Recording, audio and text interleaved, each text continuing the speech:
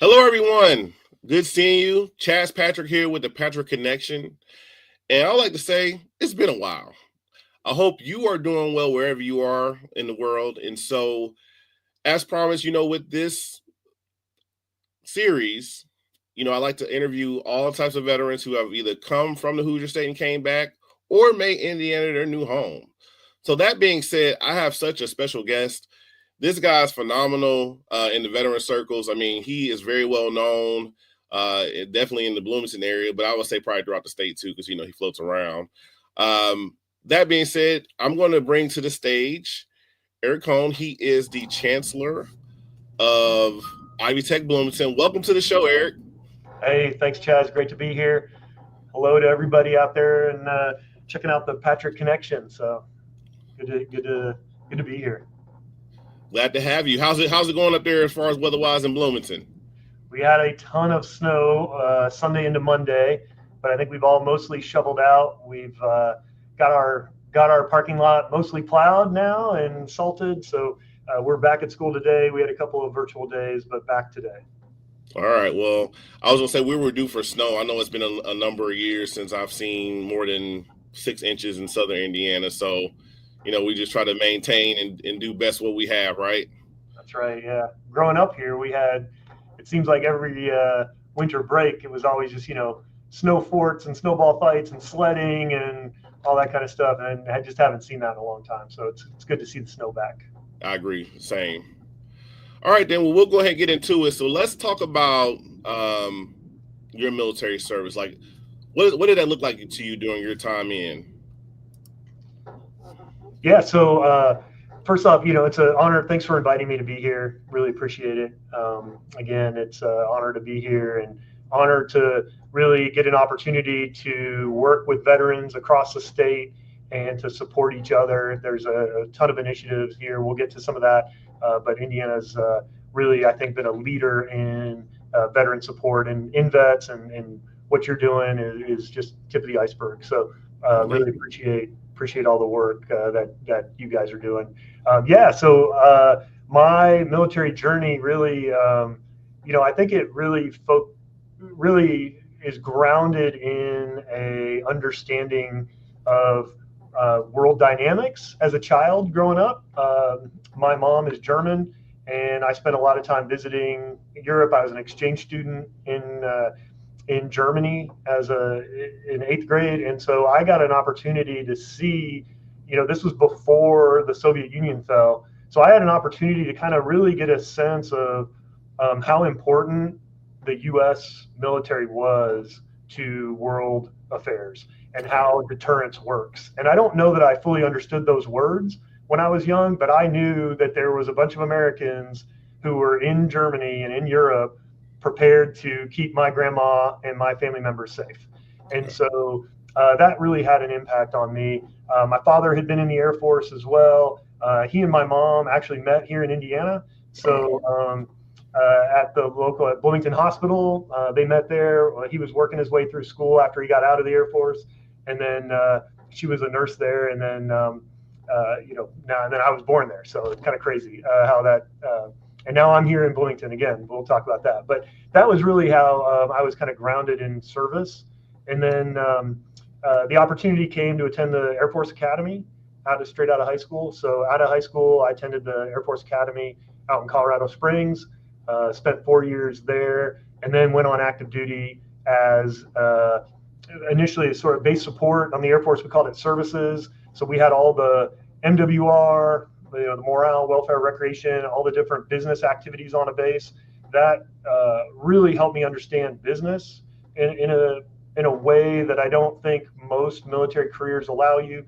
We had to generate our own revenue. We had our own marketing department.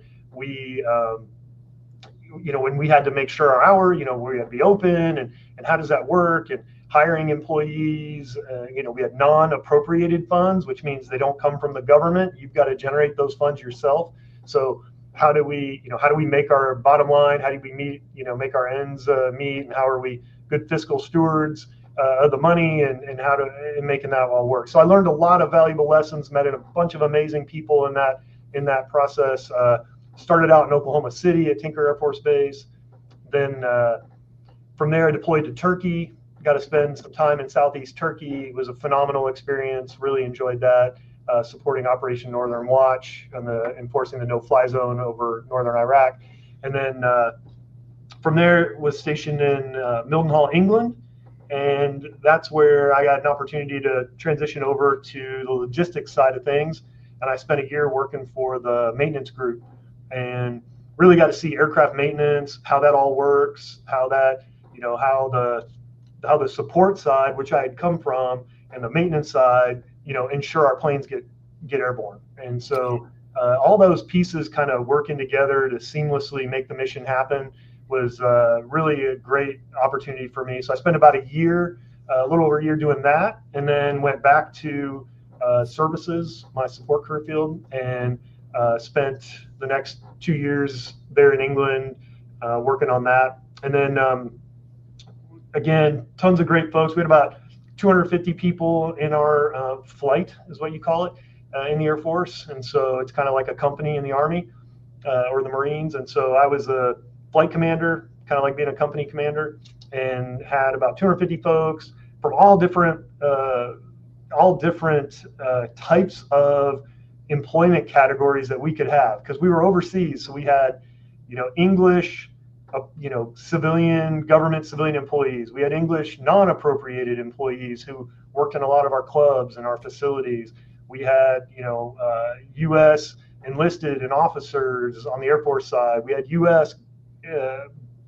Government civilians and U.S. non-appropriated civilians. So, 5 different career employment categories. It was really a fun opportunity, and I had an amazing team, great senior NCOs. I still, remember them fondly. Many of them, most of the senior NCOs that we had, went on to become E9s, and so that tells you the quality of people that were there. So I didn't have to do much. I got out of their way, so that was fun. And let them go do their job. So that was a great experience. From there, unfortunately, 9/11 happened right at the end of my tour there. Then I got asked to come back to DC. So I ended up back in DC in December of 2001, shortly after 9/11, working at Bowling Air Force Base right there in DC.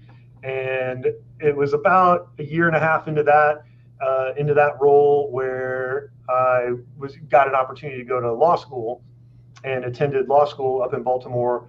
And from there, few years later, 2006, I guess, I graduated from law school. That put me right at the 10-year point. From there, did a couple years out in Idaho at Mountain Home Air Force Base, and transitioned from there, deployed to Iraq. Had an opportunity to work detainee operations in Iraq. That was, again, I was a brand new attorney at the time, but I'd been in the service for about 10 years. So I kind of knew how military stuff worked, but I didn't understand the legal stuff. So it was an incredible opportunity. I had basically been a JAG for about 3 months by the time I got there.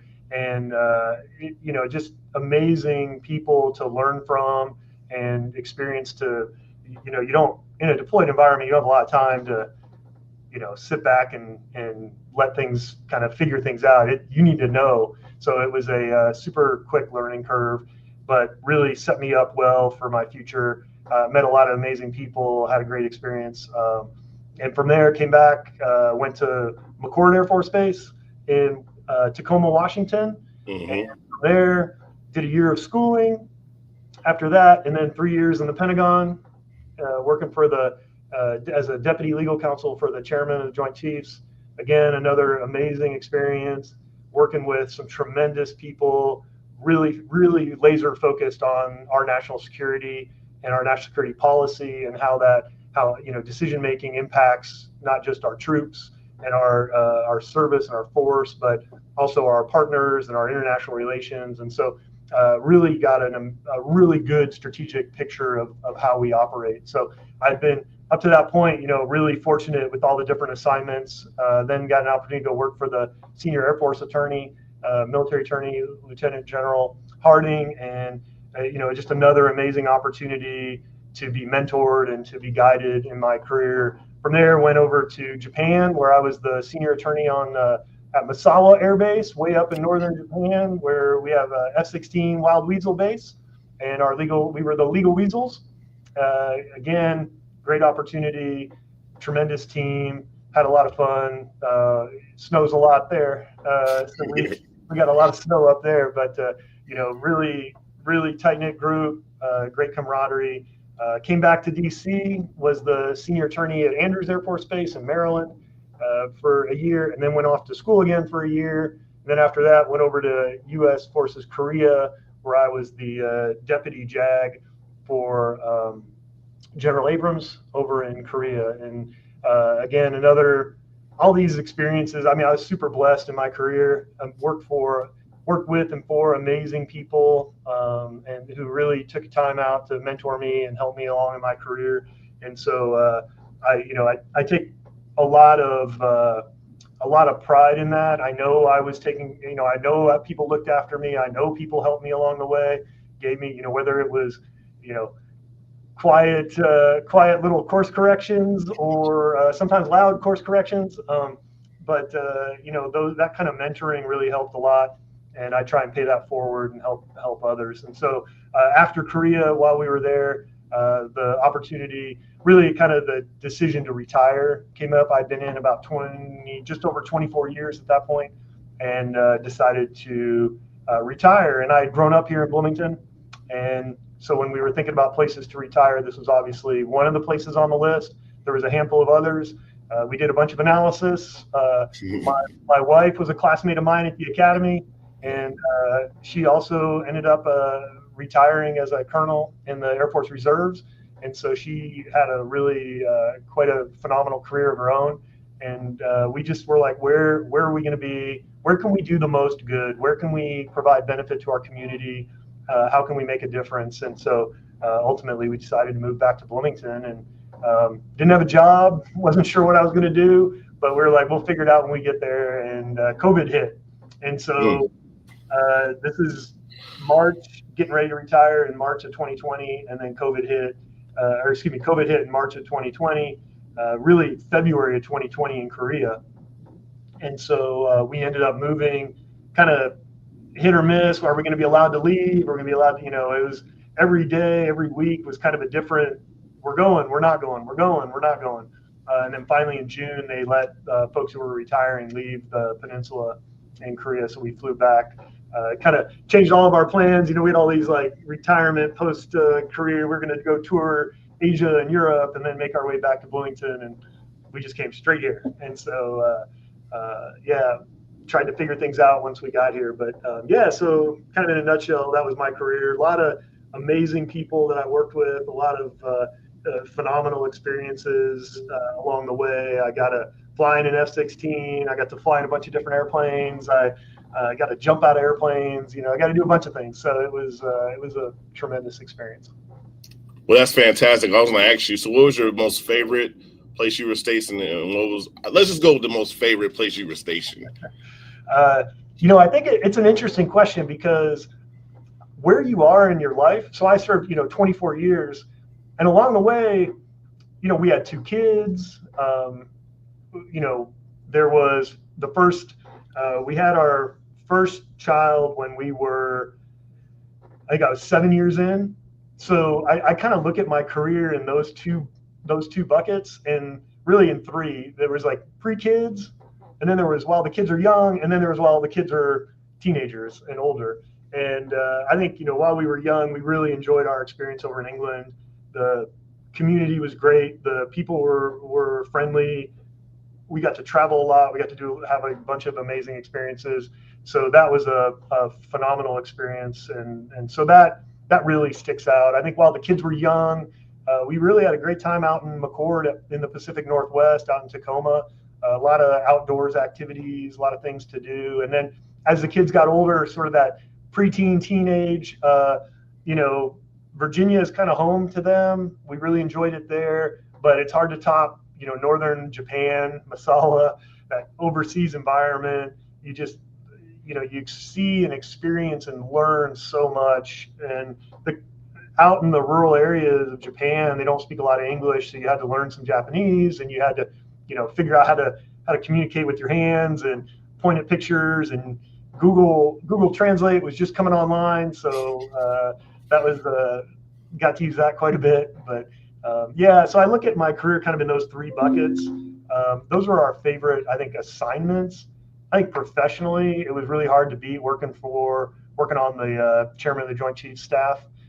You're just right there at the tip of the spear. You really get to see from a from a strategic policy perspective, you're right there where you're coordinating, what we call interagency. So a lot of times, on our email chain or on our webcam or video conferences, there's people from DOJ, from the White House, from the National Security Council, all parts of the government, Homeland Security, and we're all working to solve some of these complex problems, and we're all working together to solve those. And professionally, that's really hard to beat. That was an amazing experience. I would imagine that's like round the clock. Like there is no stopping. Yeah, it's funny. The good news about that job was when you left the office, though, it was really hard to, because everything was done on, certain systems, it was hard. You couldn't take those with you. So when you left the office, you were gone. Whereas, even today when I leave the office now, I still got my phone with me. Everybody can email me. I'm available 24/7. Kind of interesting thing about that job is you really were when you were done for the day, but because you couldn't take it with you. That didn't stop your brain from moving, but it was a great experience. It's just a really small office as well, and a lot of things coming through that office, and a lot of different topics, and a lot of different issues coming through that office. And I had a really fascinating portfolio, and had the opportunity to do some traveling and go to some places. So it was professionally, it was hard to beat that. Really, really unique opportunity. Well, that's awesome. Well, I hope my little brother's listening because he's in the Air Force right now. And I know he's on the enlisted side, but trying to tell him stay in as long as you can and make best use of your time in the Air Force. Yeah, I think, I had someone had told me early on, don't volunteer for things. And I did the opposite. Anytime there was something going on, I was like, I'll give that a shot. And what I found was, even early on in my career, I got to do some really interesting things that would never have come across my desk sort of naturally, right?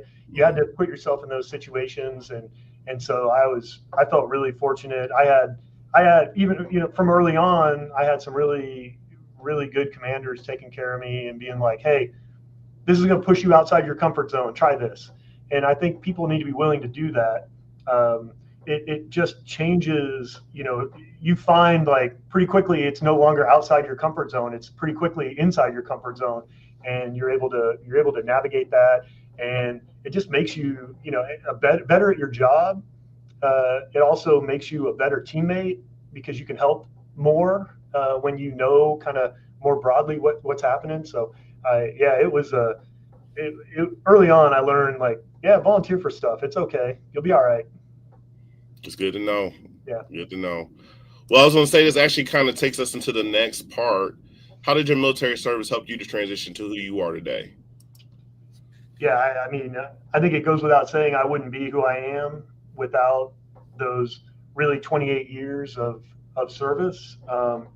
They really informed me. I think it starts at the academy, with the training we got there, and some of the honor code and some of the things that are ingrained in us at the academy, how to behave, how to treat each other, and those kind of things, stay with you for a lifetime, right? And so it starts there, and then you go out onto active duty, you deploy, you're in training, you're out and sleeping in tents, whatever it is, you start getting challenged in different ways, and that really is a confidence builder. If you, as you go through and you're like, oh, I just did that. Holy cow, I just did that. Whoa, I just did that. And it's like one thing after another. And I think when you look at your career in little segments, you can see, all of us can look back and go, oh yeah, I did that, and then I did that, and you see this growth. And so as I was thinking about our transition from active duty into whatever retired future looked like, it really, I wasn't I tried not to limit myself. I took a pretty broad view of what I might be interested in doing next. And um, I did make a decision to not go into law right away. I thought, let me explore what else is out there before I, join a firm or, go into law. And so I did take, it's kind of a knee from practicing law and looked at what else was out there. But I think it's that confidence to know that I've done harder things and have been successful. There's also an element of knowing I didn't do it myself. There was no point in my career did I do anything myself. So I started reaching out to people locally to have coffees, to help me like understand what I needed to know. And it was COVID time, so a lot of what we did was on Zoom. And so I'd meet people on Zoom and really feel I think that's probably one area where there are tons of people who are willing to talk with you and are willing to help you, and you just got to ask. They're not necessarily gonna ask you if they can talk to you, but if you want to learn something, just reach out and ask for some advice. And most people, I'd say 95 plus percent of the people are willing to chat with you and help you navigate your transition, because even if you didn't serve, I think people understand how hard it is just to move from one town to another. Yep. Let alone come out of one career and go into another one. So so I feel like that kind of confidence helped me. The other things that helped me were a lot of the skills I picked up on the way, kind of an attention to detail, working with people, that leadership aspect, and being able to, frankly, not afraid to put in hours that might be needed to be put in. And so, that's kind of how I look back on my military time to transition. I also took advantage of, all the transition programs, or as many of the transition programs as I could. Unfortunately, I wasn't able to take advantage of SkillBridge or, Boots to Business. I would have loved to, sorry, not Boots to Business, but SkillBridge. I would have loved to have been able to do that, but just being in Korea at the time and kind of senior in the command, it was hard to make that happen. But I did take advantage of Boots to Business, and then I took advantage of the follow-on class, which was a little bit longer. It was like a 6-week course on business transition for service members, and you would have develop a business plan and put a business plan in action, and all of that was really helpful. So I look back on taking advantage of the opportunities that are given to you and the resources that are there. So I was actually about that whole entrepreneur. I guess we could talk about the entrepreneurship stuff later on. We talk about that. That's fine. Transitions, as far as lessons learned, what advice could you give somebody that's transitioning out of the service today? Because I gotta remember, like, it's been 5 years since you retired officially, right? Just over 4. Okay, just over 4. 2020, September 2020. We're in 2025 now, so almost 5. Almost enough time to grow this thing out. Yeah. So a little bit about my transition. I'd said I wasn't going to practice law, but I wasn't sure what that meant. I would say my advice would be a little more, be able to articulate better, like, what you want to do. I didn't know what I wanted to do. And so I threw out this wide aperture, but that's not helpful to a business leader to know how they can help you. And so most people were like, why don't you just go practice law? Like, I don't get it. What are you trying to do? Why you're going into business? Like, what are you looking to go do? It doesn't, what do you want to do? And I didn't really have a great answer. I was like, I don't know. I bring a lot of these skills and think I could, help your business. And they would say, like, how can you help my business? I'd be like, well, I'm not really sure. I can do this, I can do that. And do you need any of that? And they're like, well, not right now. And so I think as I think about transitioning, if I go back in time and do it all over again, I think I would understand the companies I was talking to better. I would understand their business, the business model, and what they're doing and what products they're selling and how I can actually bring value. I wasn't great at describing how I bring value to your organization. I think sometimes in transition programs, we we give the impression that your veteran status will help you get a job. I think it will make people interested in like, what'd you do? But you still have to, it's on you to explain how you bring value. Yep. Companies aren't sitting around like with excess capacity and just looking to give you a job and then they'll figure it out later. I think, there might be that unicorn out there that people are like, oh, Chaz moved back to Indiana and this company gave him a job and they didn't know what he was going to do, but then they figured it out. Like that just doesn't happen, right? Yeah, that's not realistic. It doesn't happen. And so you've got to be able to explain your value and why you're going to make a difference for that company, how you're going to make them money, frankly. And so I didn't fully appreciate that. I think I came out a little naive, and I would, if I could go back, I would say, hey, learn how you can bring value to that place or company you want to be employed in, and that would be how I would change some of the questions. When I would talk to people, I would kind of, they'd ask me what I wanted to do, and I'd be like, and I think instead I would ask them like, where do you need help?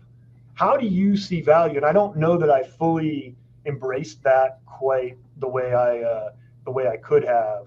And so as you're transitioning, as you're doing, if you're having coffees with people, in fact, I'm gonna meet with a guy recently retired out of the Coast Guard here next week, and I'm gonna talk to him about he needs to figure out how he can help, like what help is needed, where do people need help. I wasn't asking that question, and I think that's a good question. It seems so obvious in hindsight, but that's a great question. I think we don't ask enough. Like, where do you need help? If I were to ask you, Chaz, where you needed help, you tell me, and then I'd be like, oh, I can do that, or I can't do that. But I can learn. And so that was really how I kind of guided myself in my transition. And I don't think it was super efficient or super helpful. And ultimately, I decided to start my own business, and was in the process of starting my own business when I met a gentleman who was in the process of moving to town. He was also an attorney.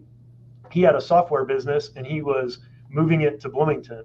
And so he and I partnered up, and we started with coffee, chatting with each other, and we had a couple meals together, started having some phone calls, and one thing led to another. And he asked, hey, you want to join me on the software, journey and with this startup? And so I became co-founder of a software company. And again, it was this wide aperture that I threw out there. I didn't know where it was going to land, but it landed there, and it was a phenomenal experience. I really enjoyed my time. My co-founder, he was CEO co-founder. I was COO co-founder. He took a lot of time and energy to train me up on, software, business, how to work with our clients and our customers. And so I learned a ton in a very short period of time about all those things. And as you transition out, I think being willing to learn new skills, being open to new experiences, being open to a different way of thinking and a different, I wouldn't say our culture was that different.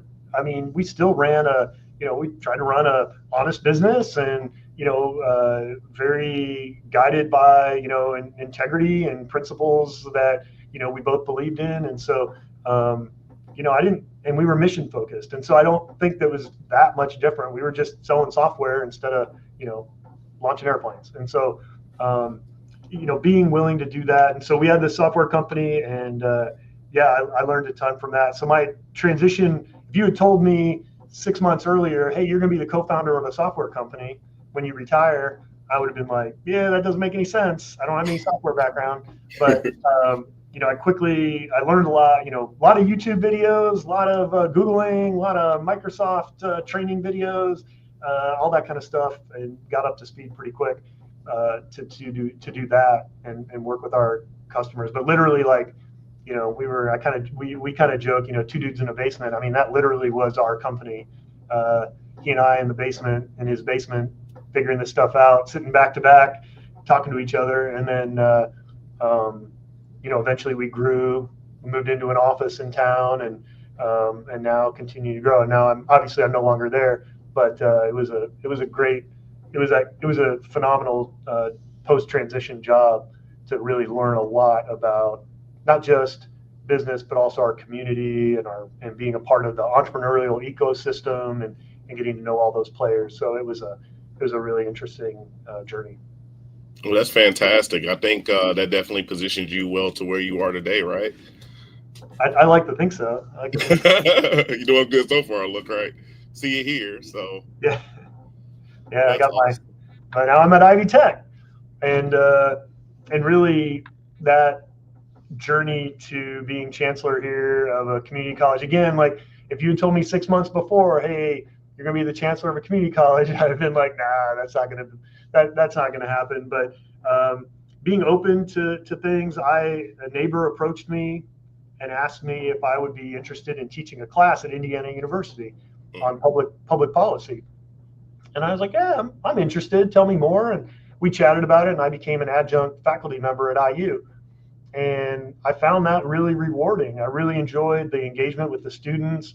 Kind of reminded me of, some of the Air Force days. We got young troops coming in and being able to talk to them. And those young students were really engaged and wanted, want to learn and really want to have conversations and what's the real world like and how does policy work. And so that was, really interesting experience for me. It kind of opened my eyes to higher ed and what opportunities lie in higher ed.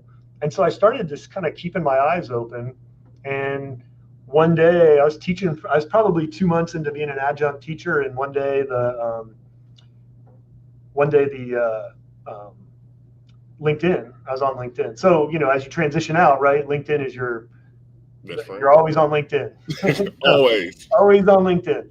And so I was on LinkedIn one day, and I wasn't necessarily looking to move, but this job, the Chancellor Ivy Tech Bloomington position kind of came across my LinkedIn feed.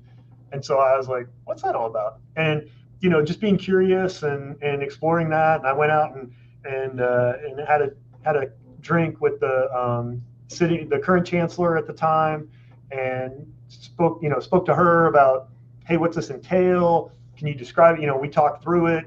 And then there's some other veteran chancellors around Ivy Tech. And so Stephen Combs in Columbus, Stacy Atkinson in Indianapolis, who I was able to meet with and talk to. And they were super helpful in explaining to me how my military background translates to this community college system that we have here in Indiana. And, I was able, it just got me kind of thinking about it and got me more energized. And then I was able to, I ultimately applied, and then made it through all the different rounds of interviews. And obviously here I am today, and really fortunate to be able to, not just represent my community, but represent Ivy Tech, represent, military veterans, the Air Force, in many respects in this role. And so it's been a lot of fun. I really treasure this opportunity to be, frankly, a leader in our community and to really make a difference for our students and our community, and set that pace and really, push our campus to take care of our students as best we can, to really launch their careers. And my interview, I said, instead of launching airplanes, we're launching careers. And it really, I do think there is a home for a lot of military veterans and retirees in community college and higher ed. I think you've got to understand the system. You need to be engaged in your community. You need to know why your skills translate. But I see tons of parallels between these two worlds, very mission focused, hierarchical, very many systems. So Ivy Tech is the nation's largest singly accredited community college system. What that means is the whole state of Indiana, your community colleges are Ivy Tech, and we are all connected. You go to most states and it's a mishmash of community colleges, and they're all doing their own thing. We are connected through our systems office. President Sue Elsperman is president of the college. She is in Indianapolis, and our systems office is there, what we call it, which is basically our headquarters. And if you know military background, you think of a command, and then you think of bases around the command. Take that away, put in a systems office, and think of campuses, right? Yep. It's the exact same thing. I like to say, if you remove the names off of our organization chart, you set it down next to a military organization and our community college organization, you wouldn't be able to pick which is which without the titles on there. And so structurally, there are a ton of similarities, and I think it's a great fit for a lot of veterans to think about working in higher ed when they separate or retire. Definitely something to think about. For sure, and that actually kind of ties into transferability, right? I mean, you're the example of that. How you can have so many different transferable skills and take that into so many different industries. Yeah, I think back to early on when I was talking about the business experiences I had as a young officer. I'm using those skills today. I mean, a lot of what we had to do was finance, budget, understanding how to manage money. That's a lot of what we do today, right? How do you manage funds for the college to ensure the campus is financially viable and in a long-term sustainable manner? I learned all that when I was in the Air Force, and just carry those skills on to today. Fantastic. Well, I was going to ask, are there some things you want to close out with? Yeah, I really appreciate your time. I appreciate people who have hung on this long, still being here. I think there's a lot out there, but I would say you got to ask for help. I challenge our students to ask for help before they think they need it, because Ivy Tech has 8-week classes. And a lot of times when if you're coming out of high school or you haven't been back to school in a while, you have sort of a semester vision in your head. Well, 8 weeks hits you pretty quick. And so if you don't have time to wait until, spring break until you figure it out, if you're having a hard time with math, you need to go see our tutors right away. I don't think the military transition is that much different. I think you should ask for help before you think you need it. Reach out to InVets, reach out to your local VSO, the American Legion, the VFW, all those different organizations. There are people around who want to help you, and it's hard to ask for help. It is. I share the example. Okay, here I am. I'm a colonel. I'm retired. My wife's a colonel. We are moving back to my hometown. My parents are still pretty active in the community. They're well known. So I moved back to this town where I'm well known and I'm a senior officer. This should be a breeze. And it wasn't. It was hard, right? It was I missed the camaraderie. And we're in the middle of COVID. There was a lot of things that I had to work through. And I only feel like really after about 3.5, 4 years that I'm like really moving through that and feel like, okay, that part of me is now a part, but it's not the part. Right. And so, and that was through getting a lot of help, talking to people. I worked closely with, the Small Business Development Center when I was setting up my business. I worked with the PTAC, which is a technical assistance center.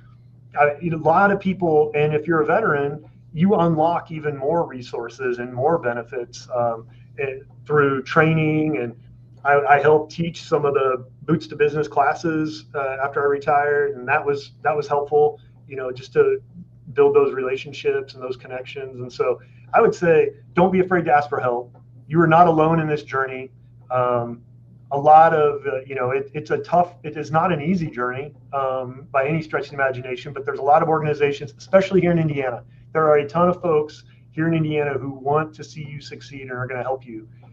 You just got to be willing to ask for the help. And frankly, sometimes you're going to have to work at it. Yep. It's not just going to be given to you. You got to put in the work. And I think there's a couple of misnomers that come out of transition assistance programs that like, oh, you just spread your resume all over and it'll magically work for you. It just doesn't work that way. You got to meet people. You got to know people. You got to get referred by people. I mean, I'm in this job today because of the startup I was in. We made a decision when we worked together, when we started our business, to be involved in the community, to be a member of the chamber, to be a member of the Economic Development Commission, to attend all those events. And yeah, there were some days we didn't want to go, but it was important to be there. And through that, you meet other people, and pretty quickly they're like, oh, yeah, I know that guy. Oh, he'd be great over there, or he'd be good over here. Have you thought about this? And so, ask for help and don't be afraid to attend events and get out there and kind of get out of that comfort zone. You might, it might be awkward the first couple times because you don't know anybody, but pretty quickly you're going to get to know people. And I truly believe most of our communities want you to succeed. They are 100% behind you, want you to succeed. Many of the non-military communities don't know how to do that. So you got to help them help you. And I think that's really what I think InVets can help a lot with, and where I think some of your local organizations can help with. And if you're anywhere around here or I don't care, wherever with Zoom, we can talk. I'd be happy to help you. I talk with people all the time about, careers in higher ed or even transitioning to Southern Indiana and what that might look like. So I'm happy to chat with anybody. Feel free to reach out. I'm on LinkedIn, Erik Coyne, pretty easy to find. So I'd be happy to chat with anybody. Well, Erik, we appreciate it. I know for sure you're a strong advocate in the veteran community because I hear echoes from you everywhere I go when I'm in that area, and actually throughout the state too. So you keep up the great work. And then the last question I have for you, why Indiana? Right here. It is a great place to be. Hoosiers help Hoosiers. We want people to succeed. We are a growing state. We've got a growing economy. We've got a lot of opportunity here with biotech, with semiconductors. There is a ton of work being done to grow emerging industries here in Indiana, from a startup all the way to Fortune 50 companies here in Indiana. That there's a home for you somewhere in that range. There's a home for you, and we have a ton of people here who want to see you succeed. So plus, I like popcorn and Indiana basketball and Indiana football and all that kind of good stuff. And there's a ton of great, athletics up in Indianapolis. We get great concerts. We get great shows. It is a destination. So, why not Indiana? Yeah. I think we got like the most highways. Like it's really easy to get around the state pretty fluently. Yeah. And we have a lot of outdoor activities. I think that's probably another thing people don't fully appreciate is how diverse of a geography we have in our state. You go all the way from Lake Michigan all the way down to the Ohio River, and you've got, you got flatlands, and then you got hills and not quite mountains, but you got big hills. You got a lot of forests. We've got a ton of the Hoosier National Forest. We got a ton of protected land. We got the sand dunes up north. So there is, in all the state parks, there is no shortage of outdoor rec and a bunch of other things you can do, in addition to all the just opportunities and the museums and the culture and everything else we have. So yeah, why not come here? Plus, hey, we don't tax military retirement pay. Yep. Veterans with disability, their kids go to college for free. So like you get a break on your your house taxes, your property taxes. There are a ton of benefits here in Indiana for veterans and retirees. So I would encourage you to take a look at Indiana. A lot of great things happening here. We have a very engaged state government, very engaged state VA. I have, I've been to the VA hospital here. I've used the VA clinic here. and I have nothing but good things to say. I got buddies across the country who can't get appointments, who can't get in. I can make a phone call right now, and I know that I'm going to at least be able to talk to somebody or even get in this afternoon if I had an ailment. I mean, that just, or they're going to refer me to, the local hospital to get it taken care of. Like, it has been seamless here. So great healthcare, great programs, great benefits. I think there's a lot to it, and I think you can stretch your dollar here quite a bit, plus have a great time and be around amazing Hoosiers. I mean, we're amazing. I mean, Kurt Vonnegut said it, right? Anywhere in the world you go and something amazing happen, there's probably a Hoosier there. And so why not just come here where all amazing things happen? That is true. That is true. Well, Erik, I will go ahead and close out and say thank you for your continued service. Thank you to your service to the country, but your continued service to our community. You are definitely a servant leader in all accords. And I, for one, am honored to be in your company. And also, you talk about the power of networking. You and I met at a networking event last year sometime, and look at where we are now. So that just shows you the power of network is definitely impactful. Yeah, absolutely. No, thanks, Chaz. Really appreciate your time. Really appreciate what you and the Invest team are doing for our state and for our veterans. So look forward to hearing more about it and seeing you around Indiana. All right. Sounds good, Erik. All right, everyone. Well, there you have it. Erik Coyne, Colonel, Air Force veteran, all-around servant leader, and a Hoosier, that being said. So we'd like to thank you once again for joining us. We appreciate all the time you have spent with us, and we hope that the conversation was robust in your transition, or just in the fact, a matter of just knowing about Indiana. So until next time, be well wherever you are, be safe, and we'll see you. A thriving job market and low cost of living, plus a wide range of veteran benefits, make Indiana the perfect place for veterans of the United States military to call home. InVets can help you find that home. We're an organization started by veterans to help former service members transition to civilian life in our state. InVets can help you find the community with the career opportunities, housing, schools, and amenities that fit your lifestyle. To learn more about InVets, visit us at invets.org today.